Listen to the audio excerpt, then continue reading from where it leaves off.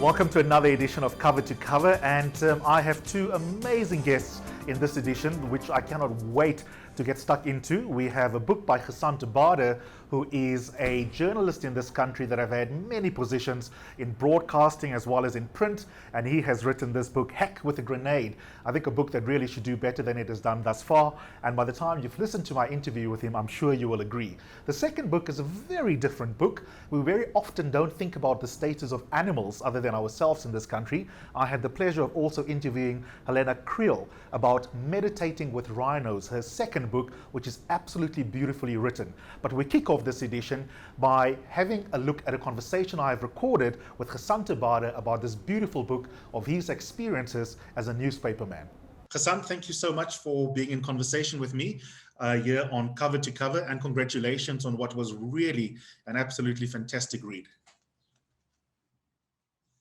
I appreciate that, and high praise coming from you, Eusebius. As you know, I'm a big fan of your work, so that means a lot. Always been generous since I met you, and I really appreciate that. But I'm being just sincere. I am brutally honest with book reviews, and if I had to describe this book, let's both describe it. For me, I would say, Gasant, I'm not sure what you set out to achieve in terms of intention, but someone might pick up this book and think this is probably a book for journalists and aspiring journalists. I would disagree with them.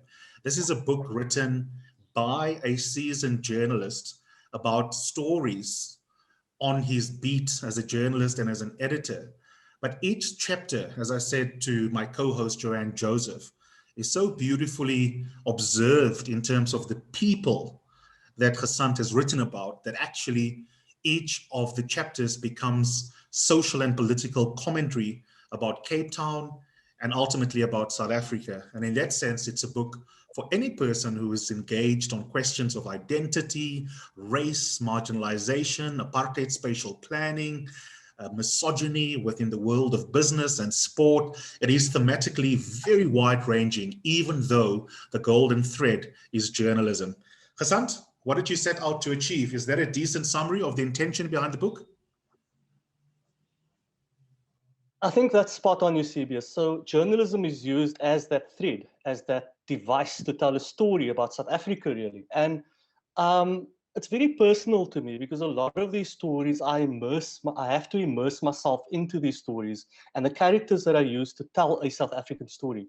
So, I mean, I tackle things about identity and my own identity as a colored man working in the media space and some of the challenges there, but also the kind of conversations we're having about identity in South Africa, you know, and race identity. But then there's also these things that are creeping into everyday life, like gentrification. The issue about missing children, for example, and crime, and how we treat that. You know, we kind of shorthand over these things. And through the characters that I had met over the years. Now, very importantly also, if I had to be the type of editor that sat in an office waiting for things to happen, I wouldn't have been able to write this book. So the book is also about journalism, about groundbreaking journalism, and about doing things differently, you know, and innovating in the space. Well, let's give some examples of a couple of the chapters. You must go out and buy this book. I recommend it highly. Heck with a Grenade. You can find it at bookstores across the country. Chapter 2, Danny and the Invisible People. One of the most heartwarming stories that Gasant tells is not just an issue of race, but also an issue of class, how we render certain people invisible. If you are watching this interview online, chances are you are not a homeless person. And that is why the story of Danny Gasant is so, so important. In a nutshell, what is chapter 2 about?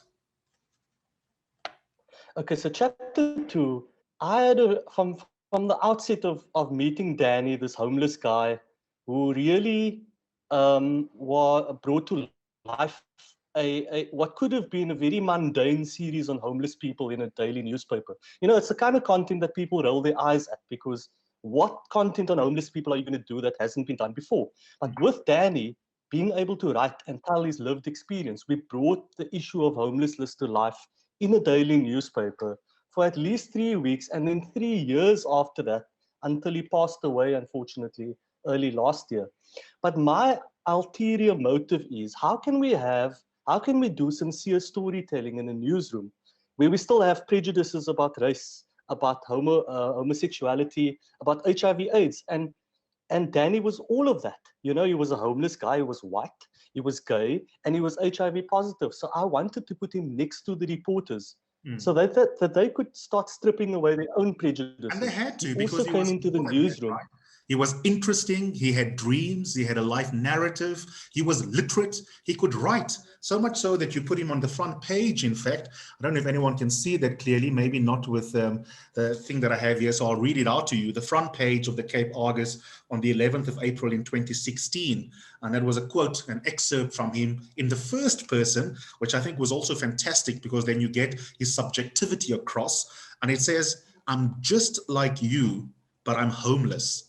If you pick up the Cape Argus on that day, Gasant, you can't again, at least not without taking responsibility for your lack of empathy. You could never again be indifferent towards a homeless person on the promenade or at the next robot. No, exactly. And the thing is, I like what you say there about Danny being more than the sum of his parts, or his circumstances that brought him to where he was in that time. And he's a reminder to all of us that we're one paycheck away from being homeless. I mean, that's the reality for most South Africans, you know. Yeah. And the thing with Danny is he's got a world view. He came to sit in our conferences, and the contributions he made through his eyes were very telling. He was very well read. He understood what was going on in the world and in society, but at the same time, he didn't take anything for granted. So I would walk around the newsroom, and there Danny would be doing an online journalism course, you know, trying to improve himself. The kind of things we, the homed in inverted commas, take for granted. Yeah. You know, and here's a homeless man grabbing every opportunity he possibly could. Yeah. Let's take a completely different chapter and give people another taste of the book and how journalism allows you to observe society, and not just to archive what is happening, but also to really, really do some substantive social and political commentary. You make a remarkable claim on page 85, and it goes as follows. 5 years on, I look back at that student co-edited edition of Cape Argus and hold it up as my finest moment as a newspaper editor, and perhaps my entire career in journalism. Now, you started your journalism career at the age of 19 when you're doing an internship. So for you to make that claim in your early 40s, late 30s, is a gigantic claim to make. We've spoken about homeless people. There's another ill in society the world over, and it's ageism. Old people think they can learn little from young people, and very often young people think old people gifted us an imperfect world, they must shut up. What is it about the fees must fall moment that was so fascinating for you as an editor when you responded to a challenge from Gus Silber? So on that age note, I'll settle for late 30s, Eusebius, if you don't mind at all. But to be honest with you, it all happened by accident. And again, Gus Silber was that kind of catalyst to our consciousness on social media. And he said, is there any editor out there who will take up the challenge to allow students to run the newspaper for the day? I forget the exact wording, but without thinking, I took up the challenge. And then I found myself in real trouble, because where were we going to find the students on a practical level to bring out an edition in the next couple of hours for the following day?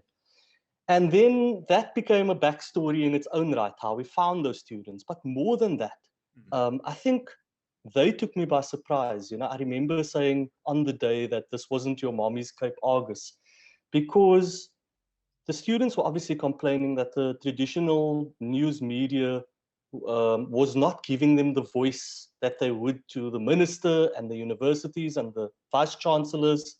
All the players except the student voice was coming through, with a few notable exceptions like Daily Vox. Khadija Patel's outfit did amazing work at the time, you know.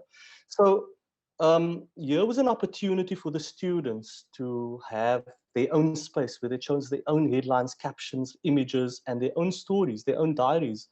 And I was kind of at their mercy as well, because I am accountable for that newspaper.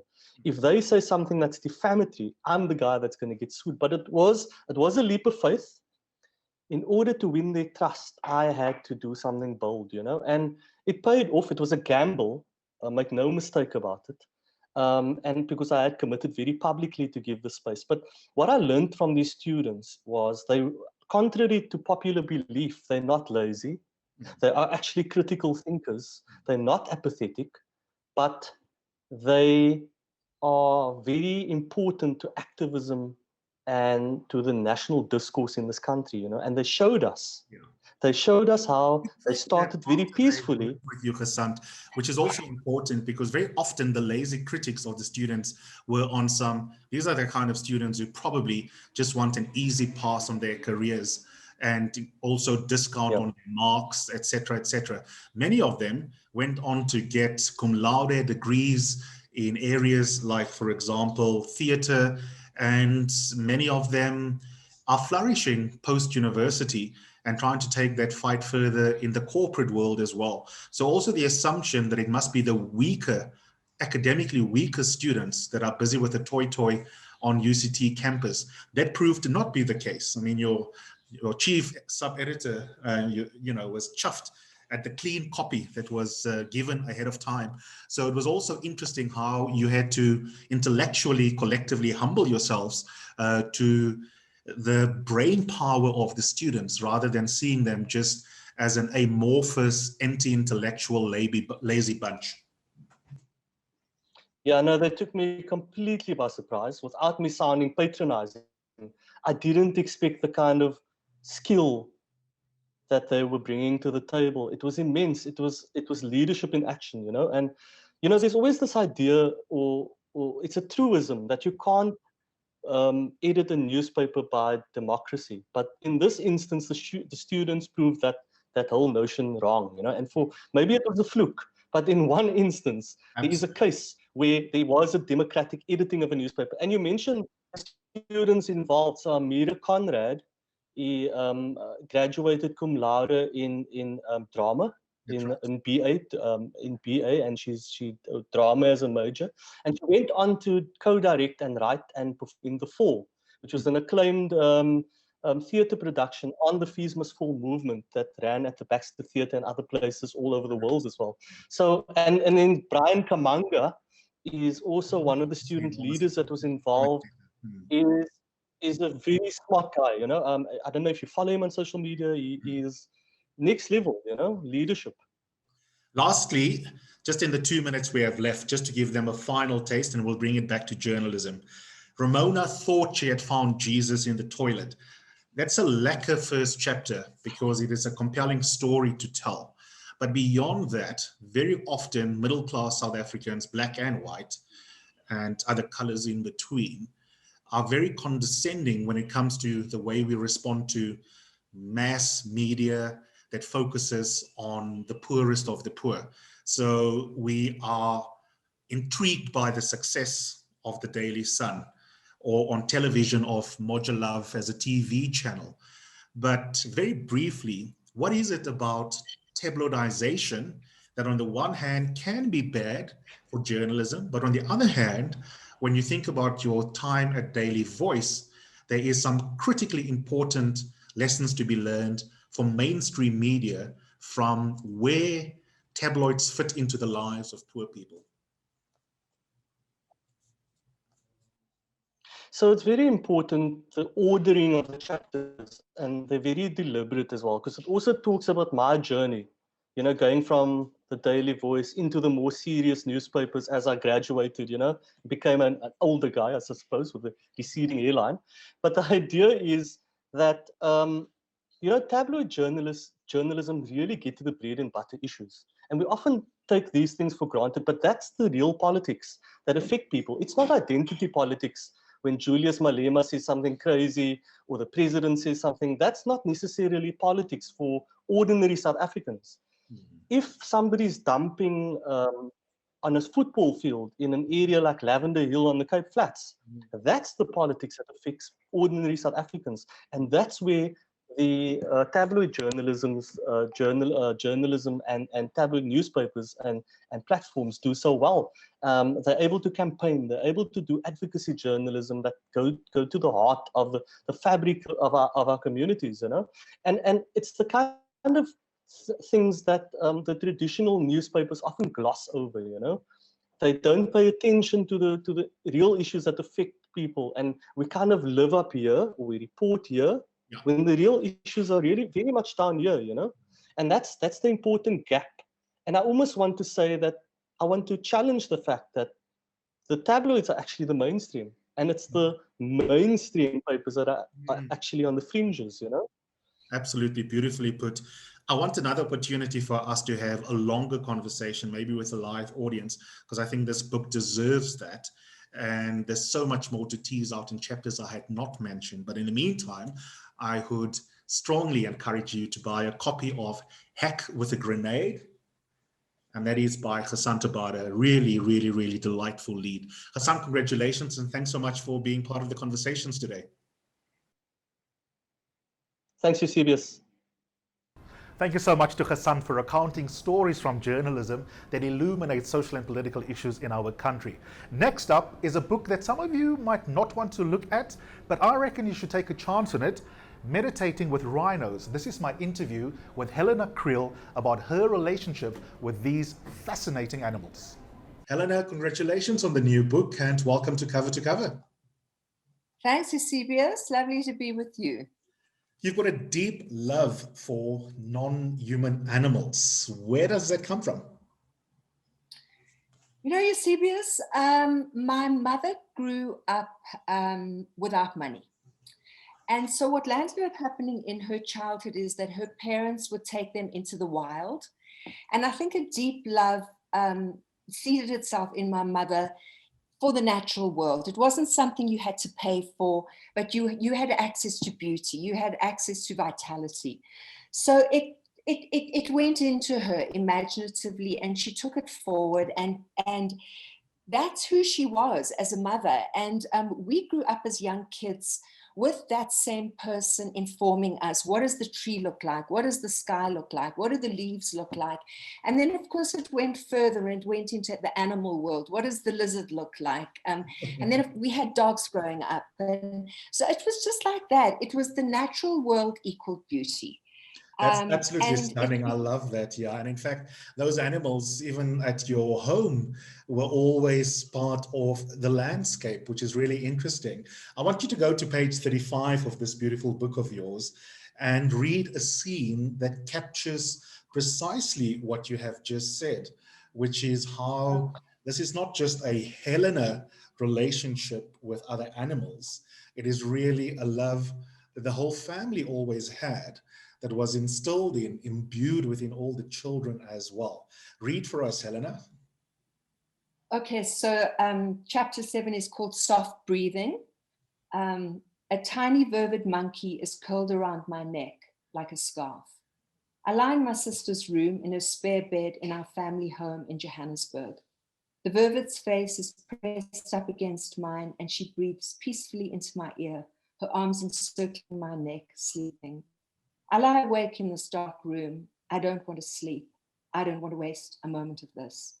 There are soft crates made up for nighttime sleeping, but the plaintive weeping of these babies looking for their mother's care has torn into us, and we've decided to give them our love, our arms and comfort for the 2 brief nights that they're with us.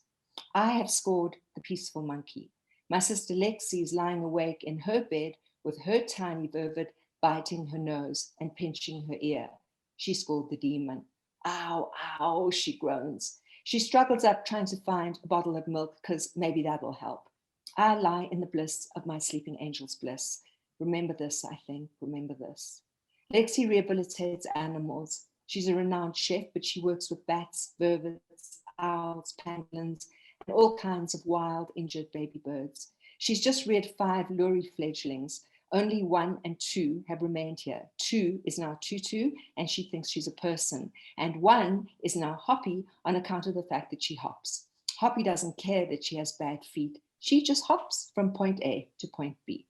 The birds are sleeping in my room. and I'm sleeping in my sister's room, and we will have monkey madness all weekend. I love it. Absolutely love it. It's absolutely gorgeous. Your book is not didactic, and that's a good thing. You are not speaking at readers that do not have the same relationship with animals as you and your family has. Your book is recounting and presenting that relationship, and it is for the reader to experience your world from your subjective viewpoint and to do with that as they might please. But I want to take that material and talk to you about the status of animals.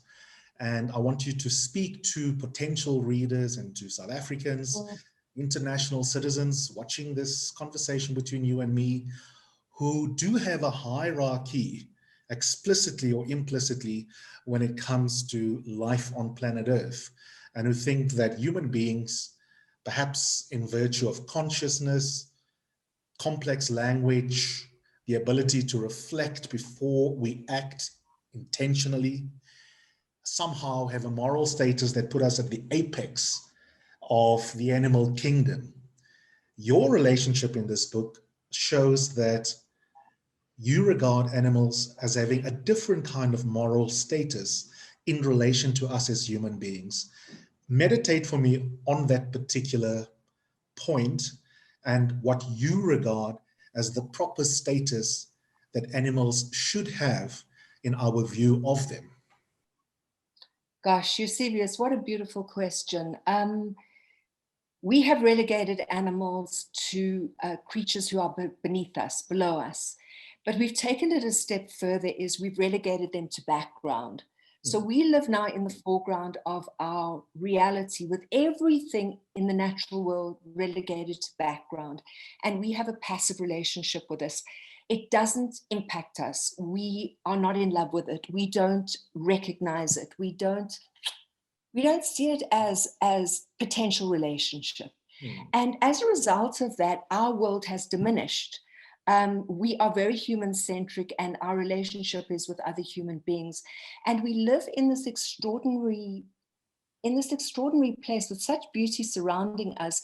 And our animals and our nature, our trees, our birds, the moon, whatever, the clouds in the sky, is all there for us to engage with, for us to have relationship with.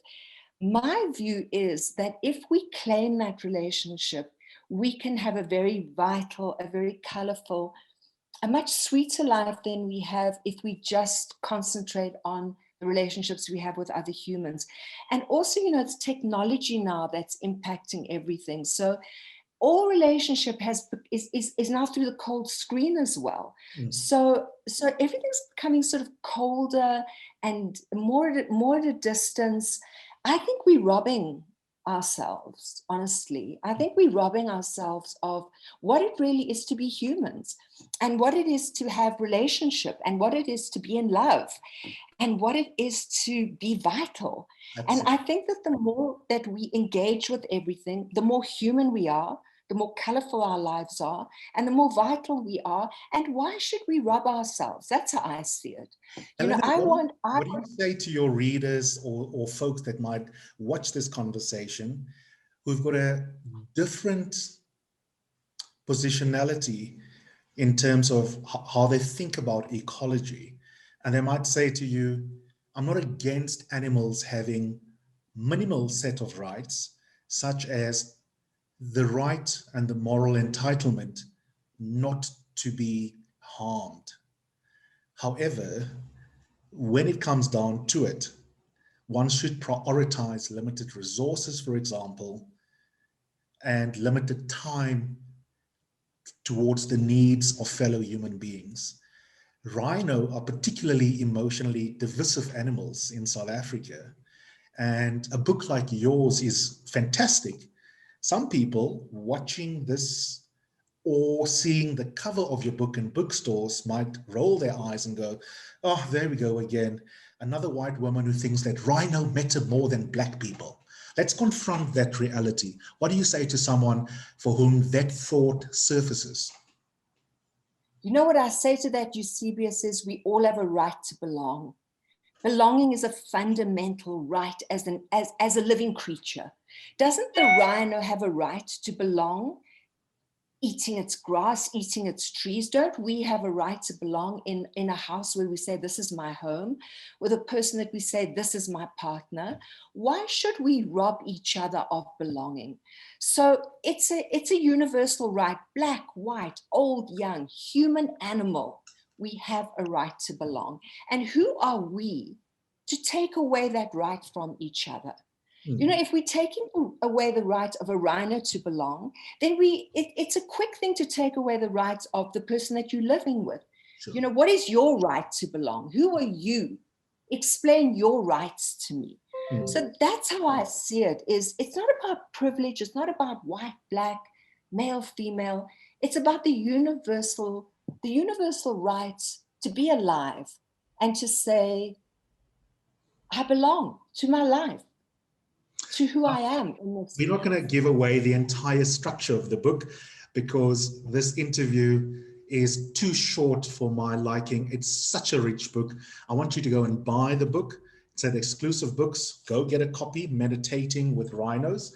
But essentially, we start in the States. Helena comes back to South Africa, and she needs a respite from human love that sometimes can go south.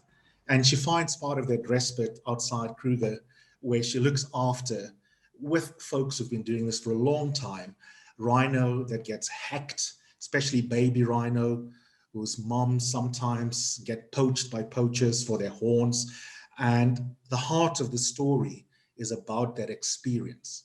So that's all I'm going to give you by way of a précis, because I want to jump to a particular scene in the book that I want to read from on page 94, where a feisty woman who's running this particular rehabilitation camp is in conversation with Helena on a point that speaks to what Helena had just spoken to.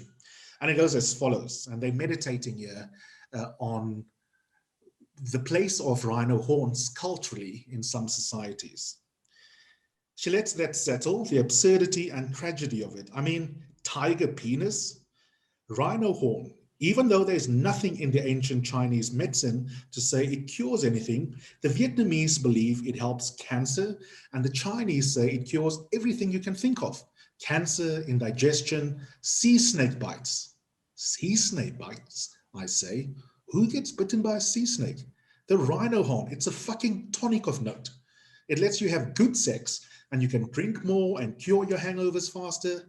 This is their thinking. Emma walks in, followed by a volunteer. Kom, Emma, the volunteer says, holding out a melon rind. Kom. Hello, my girl, Petronelle says, and Emma waddles over, decorated with long strands of slimy weed that patterns her in green stripes.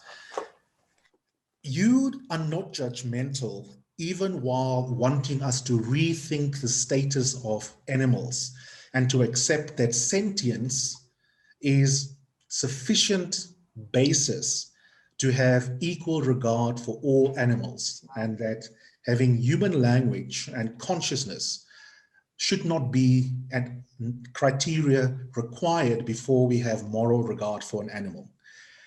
In that exchange, you do not judge human cultures that have particular belief systems. Speak to me into that, because on the one hand, we're not going to put an end to poaching unless we confront false beliefs. And on the other hand, appropriately, you are also deeply respectful sociologically of how certain beliefs play out in the lives of persons. And as you rightly point out, we can't take the moral high ground ourselves, because we also have lots of beliefs in our own belief system that sometimes are false or anti-scientific. You know, I think that when you're causing harm, there needs to be a pause. You know, if you think about diamonds that are very much considered to be something that one aspires to as a Western person, blood diamonds are problematic because people get harmed in mining those diamonds. So if you are looking at the diamond as something that potentially has caused harm, there needs to be a moment where you say, all right, do I know that this has been gotten carefully? Am I okay with this reflecting my culture, my value system? I think that it's about no harm. To me, that's the thing. You know, we're very different in our cultural beliefs as human beings, but let us have no harm. Let us have a philosophy of as little harm as possible. Thank you so much to both of my authors for today's show. If you want to know where you can get hold of their books, go to any exclusive books outlet in the country. You can also go online to exclusivebooks.co.za. And remember, if you want to be keeping abreast of more shows in future, you can follow me on my social media platforms, or Joanne Joseph, my fellow presenter in this series. And also you can have a look at previous interviews we've done with book authors by going to the YouTube page of Exclusive Books, where all of these episodes of Cover to Cover have been archived. Until our next episode, enjoy your reading.